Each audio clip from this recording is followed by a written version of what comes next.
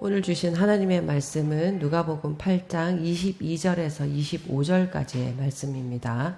다 같이 한 목소리로 봉독해 보도록 하겠습니다. 하루는 제자들과 함께 배에 오르사 그들에게 이르시되 호수 저편으로 건너가자 하시매 이에 떠나 행선할 때에 예수께서 잠이 드셨더니 마침 광풍이 호수로 내리침에 배에 물이 가득하게 되어 위태한지라. 제자들이 나와 깨워 이르되 주여 주여 우리가 죽겠나이다 한데 예수께서 잠을 깨사 바람과 물결을 꾸짖으시니 이에 그쳐 잔잔하여 지더라.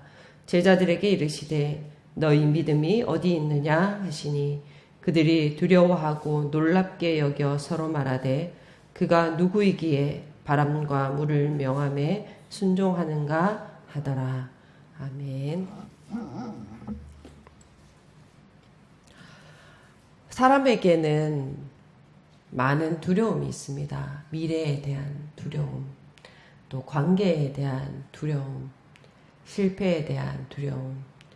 그런데 그 모든 두려움의 끝에는 결국 하나가 있습니다. 그것은 바로 죽음입니다. 목회자인 저도 부끄럽게도 아직 육신의 죽음을 좀 두렵게 느끼고 있는데요. 아픈 것도 두렵고, 죽기 전에 아픈 것도 두렵고, 그런 두려운 마음이 때로 문득문득 올라오는데, 오늘 본문의 제자들도 바로 그 죽음이라는 두려움 앞에 서 있는 오늘 장면들입니다. 갈릴리 호수를 건너가던 배 위에서 제자들은 죽음의 공포를 경험하게 됩니다. 본문은 오늘 이렇게 말하고 있습니다. 광풍이 호수를 내리쳤다. 광풍이 호수를 내리쳤다라는 저는 이 표현이 굉장히 놀랍더라고요. 그런 미풍, 약풍, 강풍이라는 어떤 단계적인 시련이 아닙니다. 마치 번개가 내리치듯 어디선가 갑자기 미친 듯한 바람이 호수로 쏟아집니다. 그때 바람이 물을 때리고 물결이 뒤집히고 배 안으로 물이 넘어옵니다. 그러니까 물과 배의 경계가 무너집니다. 바람의 자리와 물의 자리가 뒤섞이고 위아래가 뒤집히고 질서가 무너집니다. 성경은 이런 상태를 혼돈이라고 부릅니다. 창조 이전의 세상이 바로 이런 모습이었습니다. 그래서 창세기 1장 2절에 땅이 혼돈하고 공허하며 흑암이 깊음 위에 있고, 말씀 속 깊음이라는 것, 그리고 오늘 나오는 물, 성경에서 종종 혼돈과 죽음을 상징하는 표현들입니다. 오늘 제자들이 만난 광풍은 단순히 어떤 자연 현상만이 아니라 마치 창조 이전의 혼돈이 다시 올라온 것 같은 그러한 장면을 연상하게 합니다. 그런데 이 장면에서 굉장히 놀라운 모습이 하나 있는데 그것은 바로 배 위에서 예수님이 주무시고 계시다는 것입니다. 세상이 뒤집힐 것 같은 폭풍 속에서 예수님은 잠들어 계십니다. 아마 그 혼돈 가운데 제자들은 필사적으로 버텼을 것입니다. 갈릴리 바다에서 뼈가 굵은 어부 출신 제자들이 아마 처음부터 예수님을 찾지 않았을 것입니다. 필사적으로 돛을 잡고 물을 퍼내고 배의 방향을 바꾸며 아마 할 수 있는 모든 방법을 써보았을 것입니다. 그런데 결국 어부였던 제자들조차 죽음이라는 절대적인 이 경계 앞에 발을 디뎠을 때에 비로소 깨닫게 되죠. 이건 우리가 할 수 있는 일이 아니다. 그때 제자들은 예수님을 깨웁니다. 우리 역시 삶의 경계가 무너지고 감당할 수 없는 고난이 내리칠 때 제자들과 똑같이 비명을 지르곤 합니다. 형체 없이 몰려오는 광풍은 그 광풍이 배 안으로 덮쳐오는 순간 우리 삶에서 예고 없이 찾아오는 참 불안과 닮았다는 생각을 한번 해보게 되더라고요. 우리는 흔히 믿음이 좋으면 풍랑 속에서도 의연해야지 그런 거 아니야 라고 생각합니다. 하지만 오늘의 복음은 저는 제자들의 정직한 비명에서 시작된다고 생각합니다. 제자들이 주여 주여 우리가 죽겠나이다 라고 이렇게 비명 같은 또 예수님을 찾는 이 음성이잖아요. 저는 이 고백이 진짜 솔직하게 느껴지던데 살려주십시오도 아니고 도와주십시오도 아닙니다. 우리가 죽겠습니다라는 자기의 상태를 고백합니다. 그러고 보면 우리는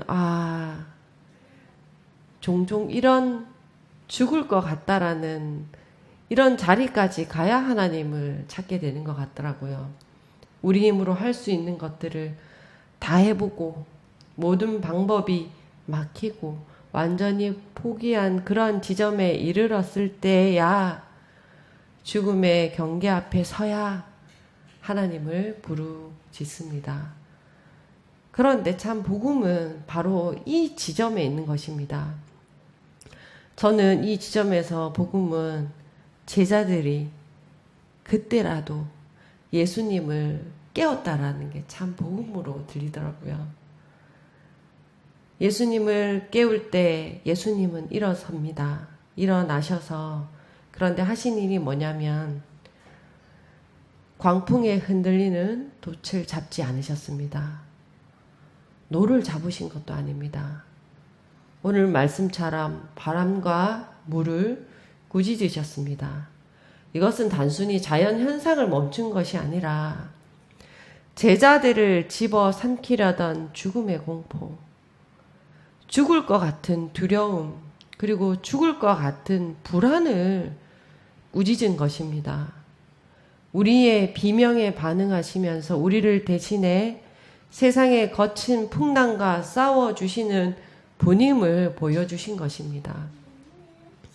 이런 예수님의 꾸짖음에 성경은 이렇게 말하죠. 이렇게 기록합니다. 이에 그쳐 잔잔하여 지더라. 여기서 잔잔하다라는 말은 단순히 조용해졌다라는 뜻만은 아닙니다. 완전히 평온해진 상태. 그러니까 모든 피조물이 창조주가 정해놓은 원래의 제자리로 돌아가 질서가 회복된 상태, 그 상태가 잔잔해진 상태입니다. 배를 집어삼키려던 물은 다시 배를 떠받치는 자리로 돌아가고 내리치던 바람은 또 숨결의 자리로 돌아갔습니다. 바람이 제자리로 돌아가고 물도 제자리로 돌아갑니다. 혼돈이 물러가고 질서가 바로 세워집니다. 이런 모습을 보면서 바람도 물도 우리와 같은 피조물이구나. 바람도 물도 우리와 같은 피조물입니다. 바람도 물도 예수님께서 잠잠하라 하면 잠잠히 순종하듯이 우리 역시 순종할 수밖에 없는 피조물이더라는 것입니다. 그래서 단순히 기적만을 보여주는 사건이 아니라 이것은 모든 피조물은 창조주의 질서 안에 있다라는 그런 창조의 원리를 선언해주는 사건이라 참 고백하게 됩니다. 창세기에서 하나님이 하신 일들을 한번 떠올려 보시면 빛과 어둠을 나누시고 물 위와 물 아래를 나누시고 바다와 땅의 경계를 세우셨습니다. 그러니까 창조라는 것은 자리를 세우는 일입니다. 그래서 풍랑이 잠잠해졌다는 것은 바람과 물이, 피조물이 그 창조주의 권위를 알기에 떨며 순종했고 피조물인 우리도 그분의 형상을 입었기에 사랑으로 순종할 수밖에 없다는 것을 또 고백하게 됩니다. 억지로 굴복하는 순종이 아니라 나를 만드신 분의 손길 안에 있을 때에 가장 안전하고 나답다는 사실을 인정하기 때문에 순종하는 것입니다. 그래서 피조물은 창조주의 권위 앞에 순종할 때에 마치 배 안에 평안이 찾아왔듯이 비로소 진정한 안식을 누리게 됩니다. 우리 역시 내 고집과 두려움을 내려놓고 그분의 말씀에 순종할 때에 내 영혼에 찾아들었던 광풍도 잦아들면서 잔잔하게 됩니다. 방황하던 우리의 믿음이 예수 그리스도라는 제자리를 찾을 때에 세상이 줄 수 없는 평안이 시작됩니다.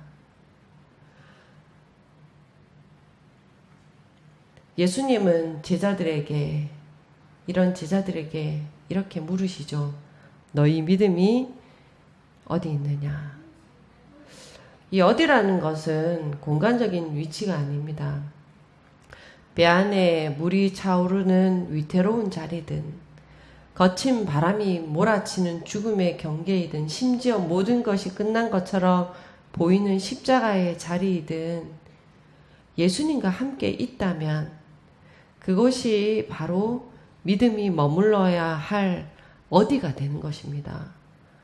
저는 오늘 이 본문을 묵상하면서 특별히 이번 사순절에 새롭게 깨닫게 되는 것이 참 예수님께서 예수님을 대신할 제자들을 위한 빌드업이 정말 대단하셨구나. 무슨 말이냐면 죽을 것 같은 갈릴리의 광풍의 경험을 통해서 거대한 광풍처럼 내리치는 십자가를 예수님께서 제자들에게 선행학습 시키셨던 거구나. 예수님이 죽으실 때, 십자가에 죽으실 때 세상은 모두 끝났다고 조롱하며 분명히 갈릴리의 광풍이 일듯이 광풍을 일으킬 것입니다. 그때 제자들은 십자가에 못 박혀 죽으신 예수님을 보며 그저 절망하겠지만 예수님은 갈릴리의 밤을 통해 제자들에게 교훈하고 계셨습니다. 보아라, 나는 죽음이라는 파도조차 꾸짖어 잠재우는 존재다. 그러니 내가 잠잠히 있을지라도 두려워 말고 내 곁에 머물러라. 제자들이 배워야 했던 순종은 광풍이 끝날 때까지 기다리는 인내가 아니라 광풍을 다스리는 분 곁에서 누리는 안식이었습니다. 죽음이라는 가장 큰 두려움마저 꾸짖으시는 분임을 신뢰할 때에 우리는 비로소 죽음을 넘어선 순종의 길로 걸어갈 수 있게 되는 법이 죄와 사망의 법에서 해방시킨 십자가의 법으로 다시 고백하게 됩니다. 제자들은 죽음과 다른 또 다른 두려움을 가지고 놀라게 되죠. 그가 누구이기에 바람과 물도 이렇게 순종하는가. 이것은 예수님에 대한 경외이기도 하지만 제자들은 그런데 아직 예수님이 누구인지를 완전히 알지 못합니다. 그래서 제자들의 질문으로 오늘 본문은 끝이 납니다. 그가 누구란 말인가? 그러니까 이 이야기는 예수님이 누구신지 계속 이어집니다라는 그런 뉘앙스로 다음 편을 예고하는 듯합니다. 그가 누구이기에 라는 이 질문은 사실 나중에서야 답을 얻게 되잖아요. 예수님의 십자가와 부활 이후에야 정말 예수님을 대신하는 제자의 사명을 감당하면서 그래서 바람과 물이 순종했구나. 그래서 죽음도 이길 수 있었구나 라며 퍼즐들이 맞춰지며 완성되었던 것입니다. 제자들은 예수님의 이러한 빌드업을 통해서 예수님이 누구인가 라는 그러한 질문에 계속해서 답을 쌓아갔던 것입니다. 오늘 말씀을 또 함께 읽으며 묵상하며 들으며 우리 역시 노아의 방주로 40주야 밤낮의 홍수를 건너듯 히브리인들이 홍해를 건너 출애굽하듯 호수 저편으로 건너듯 물을 건너기 위해서 예수님과 한 배를 탄 운명 공동체라는 것을 한번 생각해 봤으면 좋겠습니다. 그래서 오늘 이 말씀은 풍랑을 잠잠케 한 예수님의 기적 이야기처럼 우리가 늘 기억하고 있지만 참으로 우리를 향하신 교회 이야기도 합니다. 교회는 세상의 거친 가치관이 침범해와도 우리의 실력이 아니라 우리 배에 주님이 타고 계신다는 그 사실 하나로 버티며 나아가는 공동체입니다. 풍랑이 없는 곳이 아니고 풍랑을 피해 도망가는 공동체도 아닙니다. 교회는 주님의 말씀으로 피조물의 경계를 지키면서 풍랑 위를 건너가는 공동체입니다. 광풍이라는 것은 여전히 우리 삶에 내리쳐지고 있습니다. 갑작스러운 사건들이 우리 삶의 경계를 흔들고 우리가 서 있는 자리를 무너뜨립니다. 그러나 오늘 말씀은 우리들에게 말합니다. 내 인생의 배가 침몰하지 않는 것이 우리 인생의 목적이 아니라 침몰할 수밖에 없는 배 안에서도 죽음을 다스리는 분과 함께 있다면 안전하다. 그리고 바람과 물도 그분의 말씀 앞에서 자리를 찾는다. 그리고 예수님은 지금도 세상을 제자리로 나라는 오늘 한 사람도 하나님 앞에 인생의 자리로 돌려놓으시는 분이심을 교훈하고 있습니다. 그래서 믿음이라는 것은 풍랑이 없는 상태가 아니라 풍랑 속에서도 이 배의 주인이 예수님이라는 사실을 아는 것입니다. 그리고 그분의 말씀 앞에서 우리 역시 우리의 자리를 찾아가는 것, 그것이 바로 믿음입니다. 그래서 너희의 믿음이 어디 있냐? 오늘 우리들에게 물으실 때 이 배의 주인이 누구이신지를 분명히 대답하는 그런 모든 지체들의 삶으로 고백하기를 소망합니다. 사순절 이제 넷째 주가 시작이 됩니다. 예수님께서 우리를 또 십자가의 자리로 이끄십니다. 그런데 죽음도 다스리시고 부활의 생명으로 다시 소생케 하시고 하나님의 형상으로 회복시키시고 그래서 다시 그 제자리에서 하나님의 또 자녀로 그리스도의 생명으로 살게 하시는 그 참사랑을 기억하는 사순절의 기간으로 또 나아가시는 한 주가 되시길 바라며 함께 기도하겠습니다.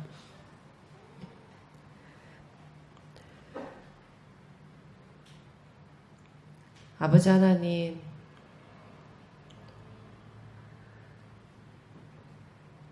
물과 바람을 꾸짖으시며 모든 피조물들을 제자리로 돌려보낼 때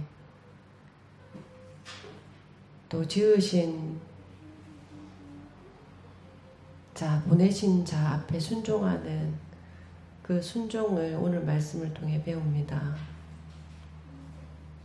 우리의 믿음이 예수 그리스도와 함께 있을 때에 어디든지 믿음이요 하나님이 지으신 모든 창조 세계 안에 가득한 그 믿음을 고백하는 그 믿음이 또한 오늘 나의 십자가임을 고백하는 우리 지체들의 삶으로 주님 인도하여 주옵소서.